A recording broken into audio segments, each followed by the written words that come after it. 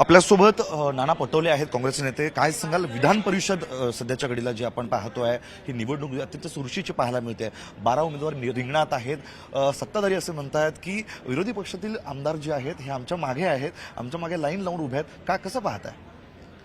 उद्याचाच दिवस आहे. काउंटडाऊन सुरू झालेलं आहे, सरकारचंही झालेलं आहे आणि निवडणुकीचाही. त्यामुळे उद्या निकाल येतील आहे. पैशाची गरमी, सत्तेची गरमी या सरकारमध्ये आहे आणि त्याच्या आधारावर ते बोलतात आहेत. पण आखरी उद्या त्या निकालामध्ये आपल्याला स्पष्ट होईल आणि महाविकास आघाडीचे तिन्ही उमेदवार जिंकतील. त्यांनी असाही आरोप केला की काँग्रेसचे आमदार हे फुटू शकतात. तुम्हाला काय वाटतं? तुमची काय प्रतिक्रिया? म्हणून मी म्हटलं ना, मी त्याच्या आता प्रतिक्रिया देण्यापेक्षा उद्याच देऊ ना. आखरी गर्वाचे घर नेहमी खाली होतात.